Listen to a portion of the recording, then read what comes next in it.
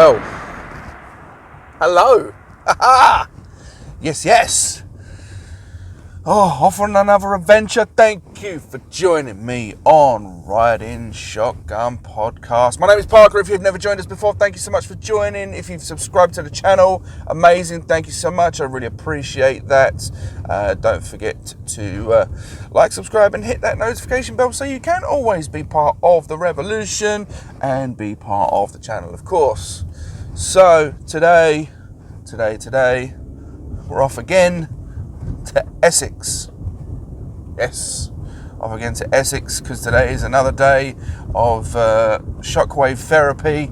It seems to be having a little bit of a a little bit of a helping hand, say. It's doing some good, which is nice, and I'm stretching too, which is amazing. But I have had a fantastic weekend, absolutely superb weekend, I'm not going to lie. So Friday, played some football, absolutely superb, really enjoyed the game. It was red hot, so for the first time I played in a vest, bit weird, but yeah, it was keeping me cool, which was nice. And then on Saturday I headed over to Adams. So Adam, as you know, is one of my best friends. I've known him for 20 years, and in all honesty, this weekend I was probably the most proud of him I've ever been since I've known him. That's it. Absolutely made up with him, to be honest. And he's had his trials and tribulations, of course, as everybody does, but just this last year or so has been pretty awful for him. But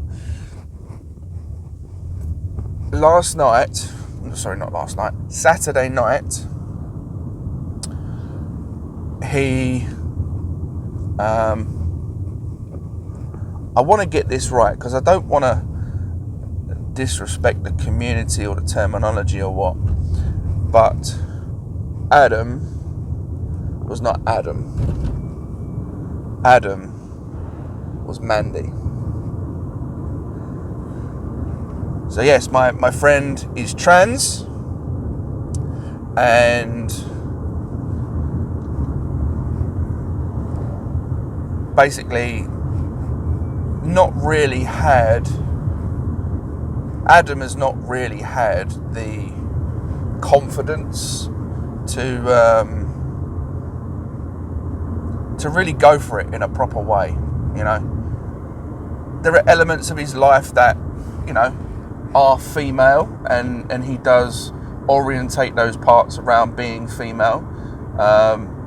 But on Saturday night, obviously, he runs a pub over there in Staines, and there was a Pride night on. He organised a night of Pride, and there was a DJ and drag acts and things like that going on. And he felt confident enough to go all out, go absolutely all out. He had some leggings on, and he wore like a top that was kind of a dress top, I don't know the terminology for it, but dress top, strappy dress top thingy or whatever, and a handbag and shoes and all that kind of thing. And he even got his eyebrows done, had his hair done, and got a makeup artist in to do his makeup for that night too. So there's me upstairs in the pub with a few people dotting around, getting changed and sorted for the show and stuff, and he's there getting his makeup done by a makeup lady, and I'm sipping on Jack Daniels in the corner. Never done that before. It's one experience. Very proud of him, and he absolutely rocked the night. The night was so successful, and I cannot tell you the amount of people that said he looked great and should do it more often. And visibly, the next day and the day afterwards, you could see that his confidence had just got a little bit stronger, you know, a little bit better, and he believed in himself a little bit more, and I love that. So I'm hoping that he will do it a lot more. That would be awesome. Really would. Yeah, I think he just needs a little bit more confidence to go full time. But he said, like yesterday, like it's coming. It's definitely coming to go full time, 100%. And he's never said that before. He goes, that's the dream. He's always said, that's the dream. That's what I want to do. This is where I want to be. But yeah, for the first time, he actually said, it's coming soon. Definitely coming soon. Wow. How much a difference a night can be. But also, there's been a bit of bullshit as well with one of his mates that, in all honesty, I don't think has ever supported him in his transition. And I'll be honest with you, I don't think it's supported him much at all. Just the way he talks to him and disrespects him, and generally doesn't act like a friend at all.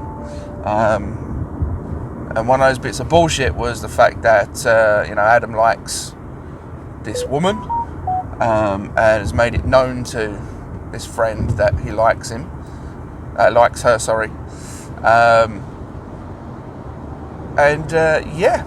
Basically went behind his back to try and chat her up and take her out on a date, and then said, I'm taking her out on a date and all this kind of thing, and that wasn't the case at all.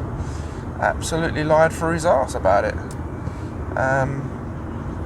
So that's been all jumped off and stuff, and because he was so confident on a night, he's never really stood up to him before and said, like, don't do that, I don't like it, go fuck yourself. He went up to him and said, I hear you're taking this person out on a date. And he went, yeah. He goes, bro code, man. Bro code. Go fuck yourself. And walked away. And he knew he'd done wrong. Absolutely, he knew he'd done wrong. And then admitted it all over a text message to someone else, which was screenshotted and sent to him as well, so he could see. And then had a huge conversation with the lady in question as well. I mean, it's all playground stuff, all playground drama that I have no interest in whatsoever. Absolutely no interest in. But yeah, he told him to go fuck himself. And this is the thing, they've had rows before and all that kind of malark, but this time, usually, his friend will ring him the next day and like just be chatting like nothing's happened. Won't apologise, of course not, he'll never do that. But chatting like nothing's happened or whatever. But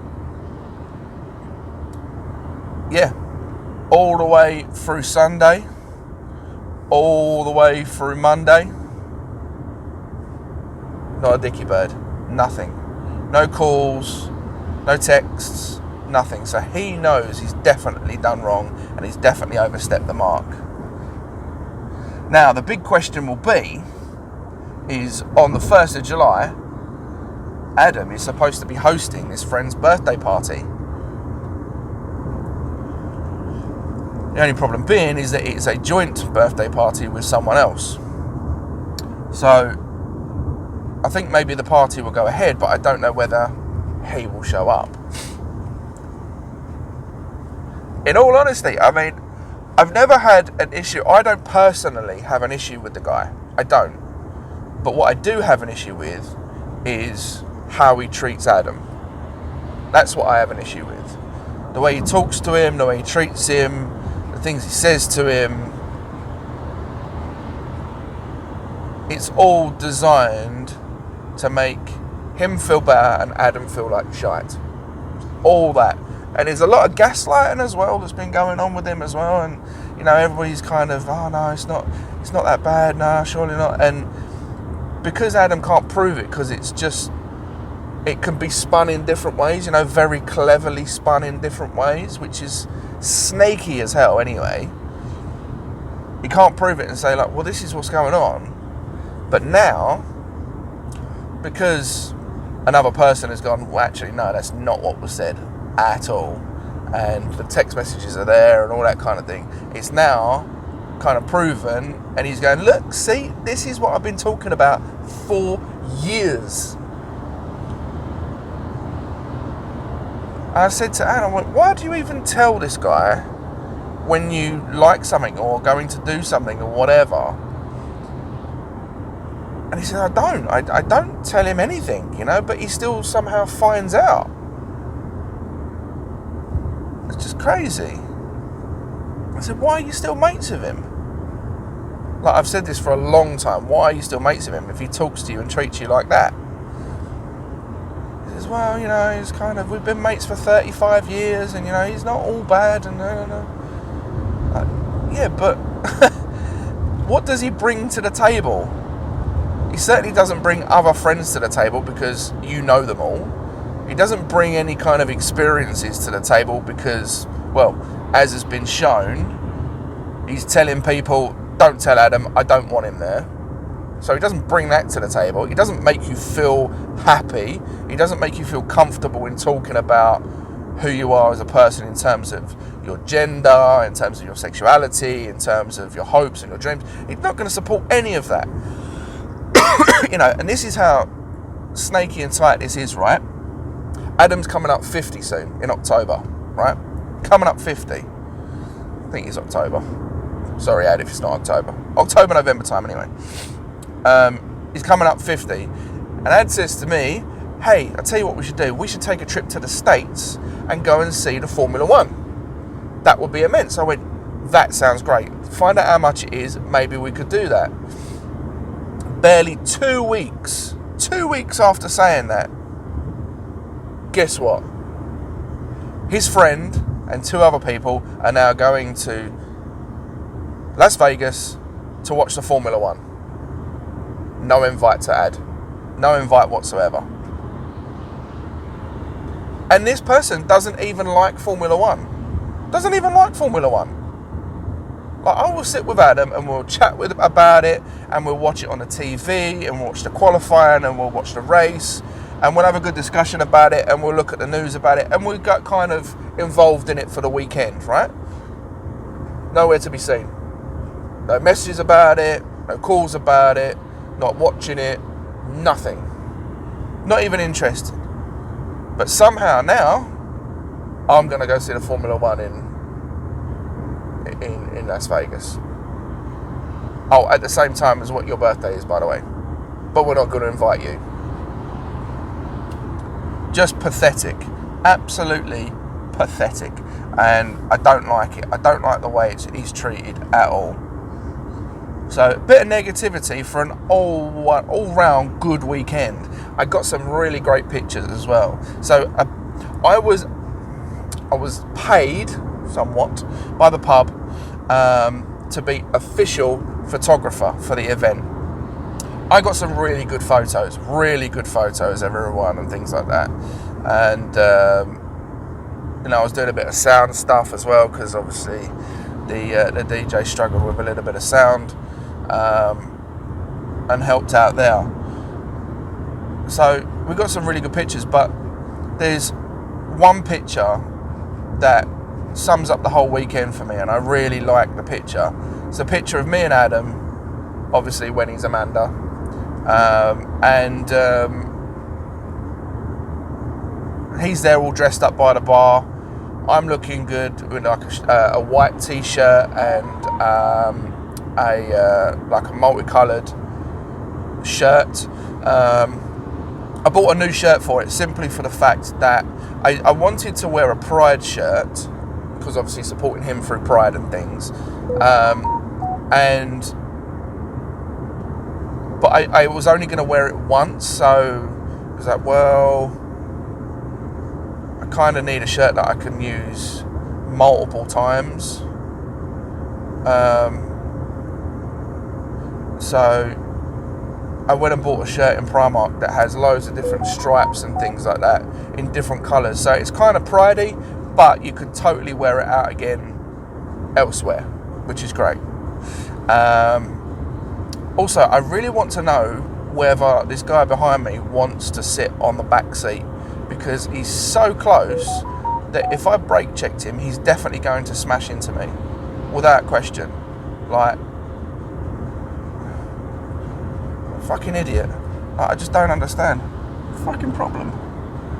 Fucking right behind me. Crazy man. Anyway, so I got this picture. It's me and Amanda standing by the bar, and I'm kind of doing the whole kind of pointing thing and smiling, and we just both look really, really good. However, he looks so small next to me, and I never knew he was that small, and he was in heels, so I don't understand how that works. I thought he was taller than that. She was taller than that. I'm sorry. I'm still trying to adjust between the he-she thing, because obviously I've called him her. I've called her he for 20 years. So naturally it's difficult to remember those names. Like, that's why I should probably just go Adam, but even then it's Adam or Amanda, and I keep calling him Ad or bro. I'll just label it down as my friend. But yeah, very proud of him this weekend. Absolutely superb.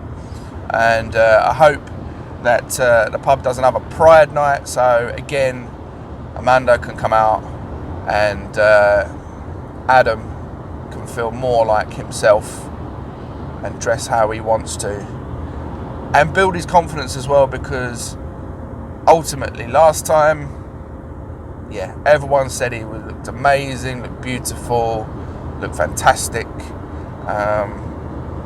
and generally the place felt safe for Amanda to come out, and all inclusive. And even on social media with like the pictures and things like that, he would never in a million years let Amanda come out and have pictures before,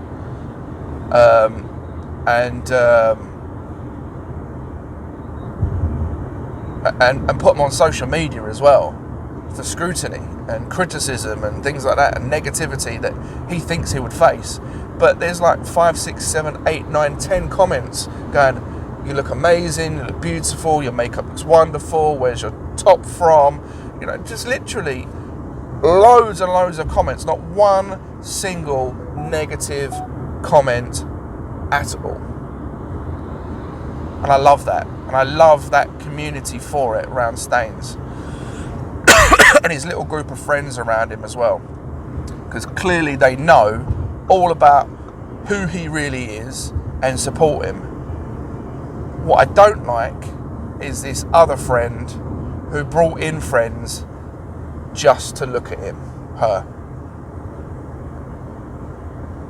I mean, the whole, I've never seen him dressed up in a dress before, is quite disrespectful in itself. But to say, I just come to have a look at you, disrespectful. And to bring people in basically to be a show pony, I think that's disrespectful. And not even coming from the beginning of the night. It was, oh no, we had better things to do over in Turtle Bay. We was with other people, we have this. Come on, let's go over there and have a look at him dressed up. Disgusting behaviour. Absolutely disgusting behaviour. And I can't tolerate that. I can't tolerate that at all. But it's not my place to fight that battle. If I'm there and I hear the conversation going on, of course I'm going to chime in. Absolutely I'm going to chime in. But only if there's a need for it. But if there's no need for it, then obviously I'll let Adam tell this person where to fuck off to.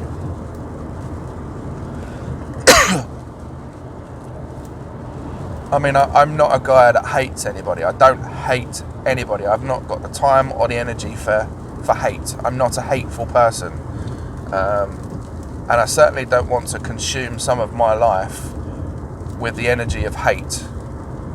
I'd rather just forget about them and and not have any dealings with them. And after that, for the weekend, I tolerated this person purely for Adam's sake, and to be supportive of Adam and Amanda, obviously. But now, if the question comes up of, oh, this person's going to be there, do you want to come? Not really, not interested. I'll happily go with you, Ed, or Amanda, whichever you choose to be on that day. Happily go with you, but not with this person. I'm not dealing with that. Because it's pathetic, it's childish, and I won't have my friend feeling like that at all. So yeah, but otherwise a really, really good weekend. The Formula 1 wasn't all that impressive. Canadian Grand Prix, Verstappen got pole and then completed out the race exactly where he started. Absolutely no issue whatsoever, no dramas. Disappointed with George Russell having to retire, hot brakes, and didn't really perform that weekend. Hamilton, obviously third, another podium for him, which says that the car is getting better. The upgrades that they've had clearly working a bit better than they were before, which is good. But there is no stopping Verstappen and his Red Bull in the championship this year. There's just no way. He might as well just turn it in now and go, look, just give me the trophy, it's fine, and then let the rest of you battle it out. I mean, in all honesty, I could see maybe Hamilton coming in second or third for the championship, which would be a remarkable comeback, considering last year's antics. But I don't want to see Hamilton disappear from Formula 1 yet. I think maybe he's got another year in him if the car is good, you know. And judging by the work that they are doing, I think that the car will be good next year. Maybe not quite up to Red Bull pace, unless the rules change end of season and somehow it affects Red Bull, like with all the changes that the FIA made to the rules and regulations, which basically took every advantage that Mercedes had away from them, which is why they slipped down the pack and had to try and be creative with no side pods, which hasn't worked for them. But maybe they will go next year with bringing back side pods. I think maybe that's probably a case, if I'm honest. Yeah. But yeah, not a very exciting race. I thought maybe a bit of rain would kind of send a few people off and mix up some strategies and stuff, because they'd have to change some tyres. But yeah, no, it seems to be getting a little bit samey, where you start the race on, say, mediums, and then about 15-20 laps in, swap to hards, and then finish the race. And you're doing one stop. That's it. So long ago they took away the fuel stop, so that doesn't come into play anymore. Now tyres are getting so, like, you start on one, do 15-20 laps, and then go straight to hards and finish the race. There's no two-stop strategy anymore. Well, it hasn't been for the last few races. Not unless it's forced with like a broken wing or something like that. But yeah, it's not great, if I'm honest. It's not great. It's not been a competitive season. I mean, nothing's obviously going to compare to the season where Hamilton and Verstappen were going neck and neck. Sorry. Nothing's going to be compared to that, but you expect a little bit more competitiveness and excitement, especially as Red Bull cheated with their finances last year. You would expect some sort of penalty, wouldn't you, really, or some sort of, limit or something like that. I think maybe that should be a thing. If you cheat, then you're limited to a certain amount of revs, so you can only take it to, say, 20,000 revs or something like that. You limit the revs on it, and if you go over that, then you get deducted points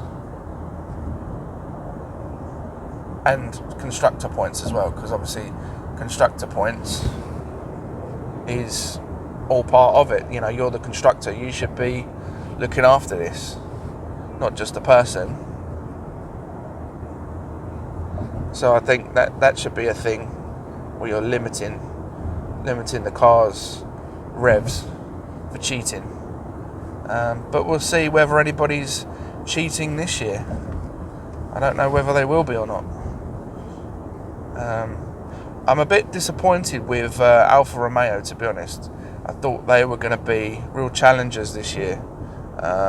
They've certainly come a long way, of course, but they seem to have dropped off a little bit.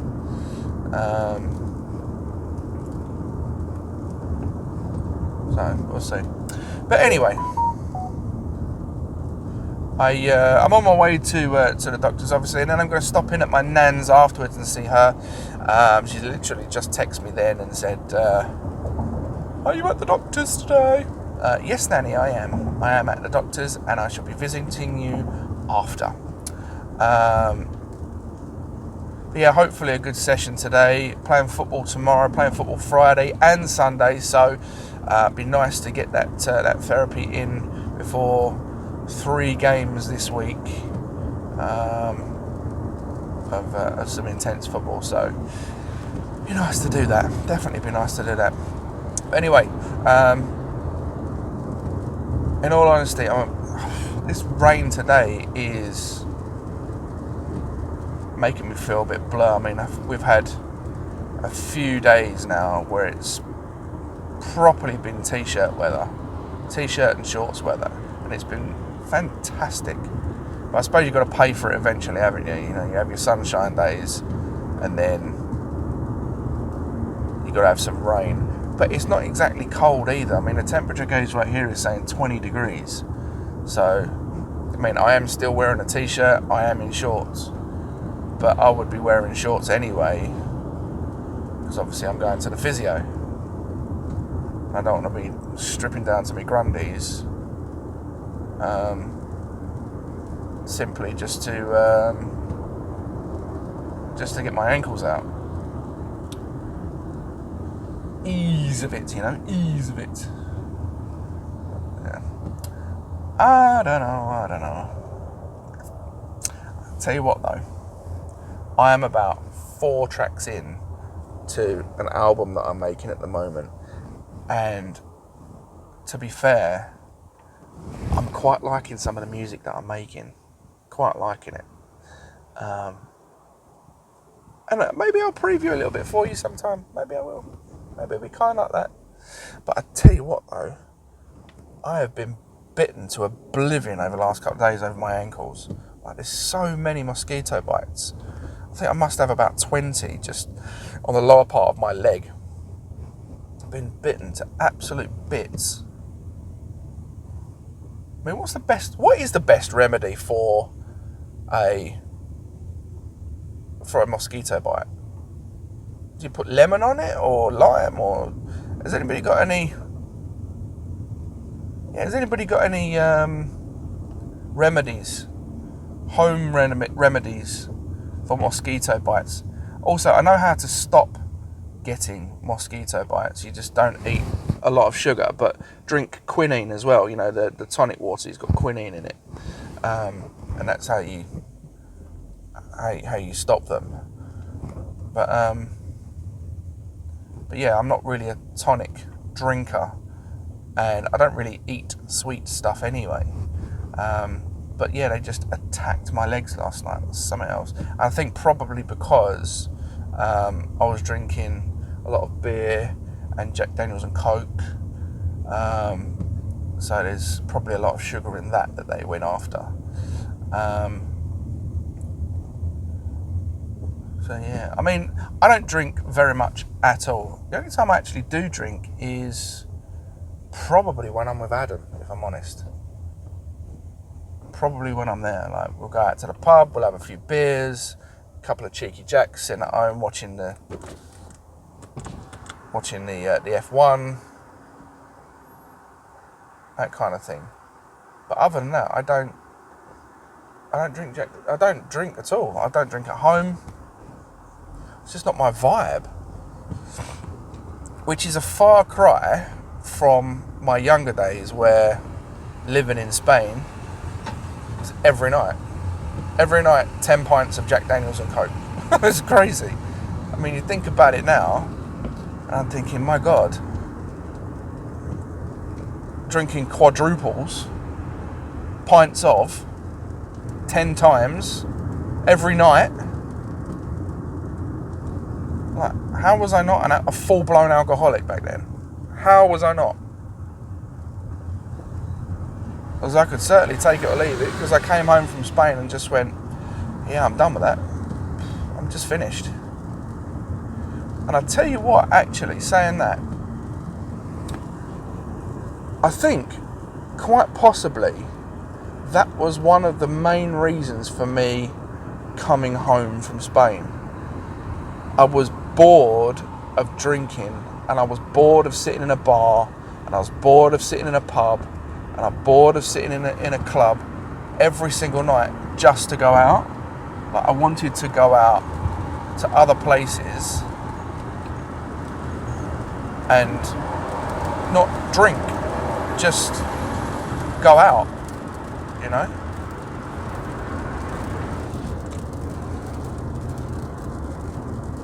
Just go out.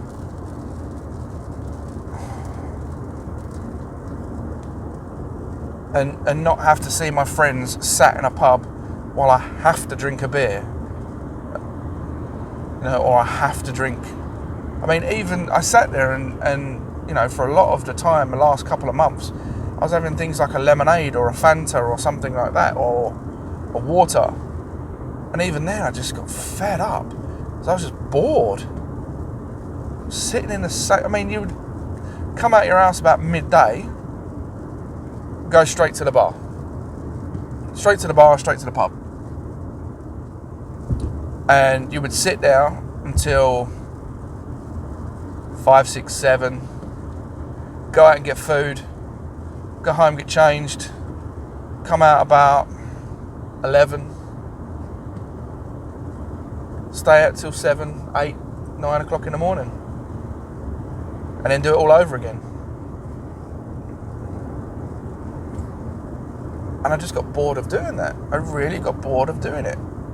I remember specifically sat there in a bar called Leeson Street, and it was run by a friend of mine, Daniel's family, which actually just recently his dad died of cancer, so rest in peace, big man.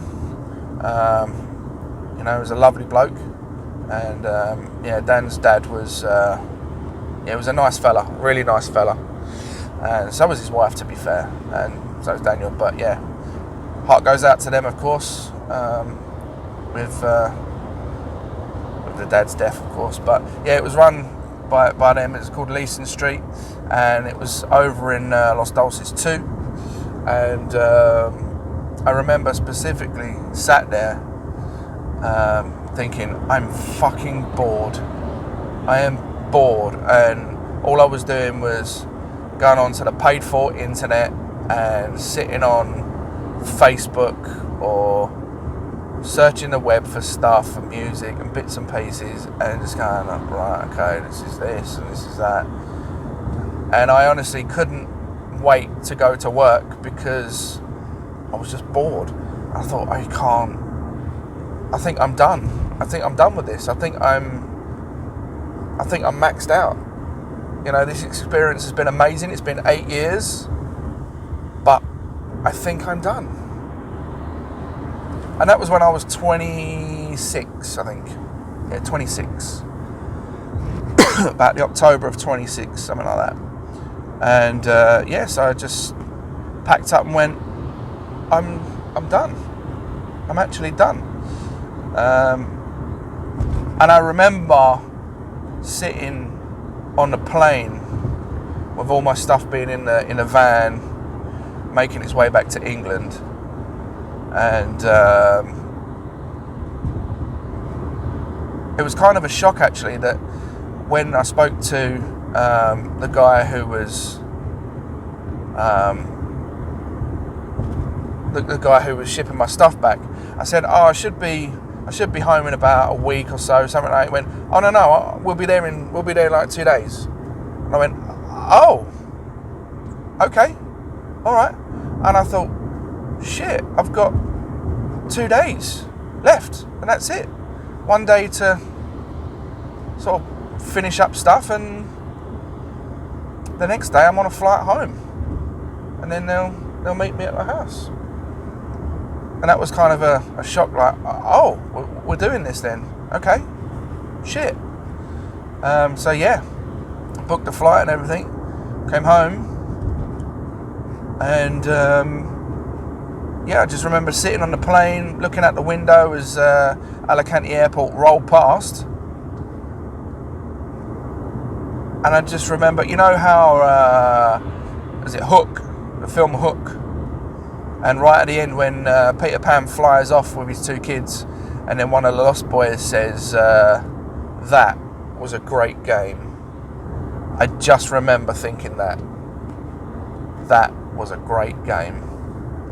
And just sitting watching Alicante rumble by and going, that's that then. That's the second time in my life that I've actually had one of those moments where going, all right, that's that then. First one was leaving school, and then the second one was that. Yeah. I remember going last day of school, and obviously they were saying like, oh no, you still need to come in, but why would you go to lessons when you've already done the exam for it? So yeah, I remember finishing my last exam, getting on my bike, because like there was kind of a big gravel bit. I don't think it's there now anymore, but there was a big gravel bit where you could do like long jump, triple jump, that kind of thing, and you would cycle over it, and there would be like bike racks right at the end, and you go down the steps into the playground next to the field. And I got my bike and I travelled across the gravel bit and went down like this slope bit towards the gate, and I stopped at the gate and looked round. I was on my own, there was no one else there, and I just looked round and went, okay, that's that done then. And just rode off. And to be honest with you, I didn't even look back at all. Hated school, hated it with a passion, horrific, just terrible experience. I mean, even though I had friends, they weren't friends. Kids are horrible, I'm telling you. And the friends that I had definitely weren't friends. Definitely weren't. There are some that I would say, okay, you're not a bad bloke. But have I heard from him in the last 25 years? No. You know, did they get in touch at any time while I was in Spain? No. Did any of them want to come and visit? No. So yeah, not friends. Not friends at all. And in all honesty, have I tried to get in touch with them? No. Because I didn't feel like I had time for them because of some of the things they did during school. Like, but you know, I've always had this one fantasy of knocking one of these blokes out, and he was the main tormentor. Just I've always felt like I've always wanted to knock him out. But now that I'm out of school and I'm an adult, can't really knock him out anymore, because 100%, I'd end up doing a GBH charge or something like that. That would just be the way of it. But yeah, had I been in school and not accountable, the way I feel, probably, yeah, I would have knocked him out. But back then I was a little timid guy. I didn't get my confidence till I was at least 18 when I moved to Spain, when I had to be confident because I was having such a good time out there. But yeah, back in the school days, wasn't confident at all because of these people and how they treated me in school. Bullies are fucking awful, and I had plenty of them. And there was one little guy, a guy called Bradley, fucking dickhead he was, absolute dickhead. But, you know, I guess karma comes back around, because as evil as it is, sounds to say, he's dead. He wrapped his car around a tree donkeys years ago. On a manaway, I think it was like 20 years ago or something. So yeah, karma comes back around. And I didn't want to say, you know, bad things on dead people and stuff like that, but when he was alive, dickhead, proper dickhead.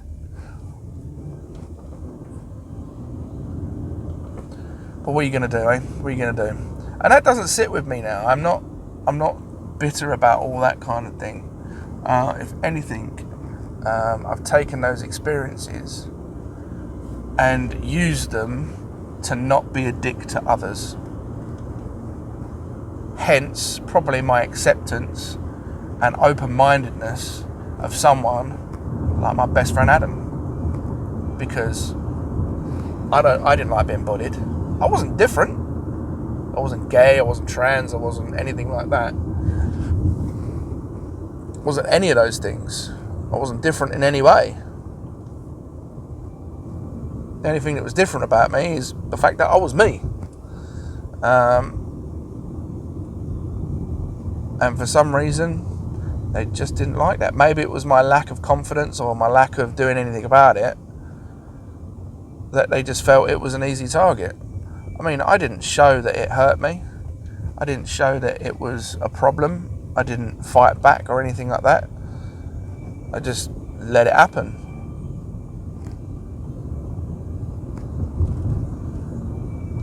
But that school was shite though, proper shite. I did complain to teachers a couple of times, and do you know what happened? Fuck all. Nothing. I even said, look, this guy's doing this to me, you can go fuck yourself, like. What happened? Nothing.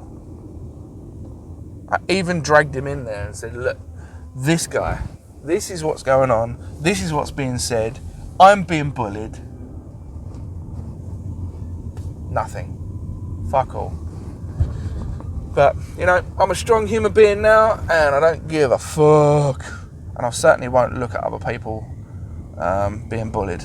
No, I won't do that. Won't have it. So that's the end of the episode today. Thank you so much for joining me. Make sure you like, subscribe, and hit the notification bell. I am going to get some therapy on now, and hopefully it will do some good for the game tomorrow night and for the rest of the week. I'll be back with the next episode, of course, and I'll give you an update on everything that's been happening. And you take care. God bless. I love you. Bye-bye.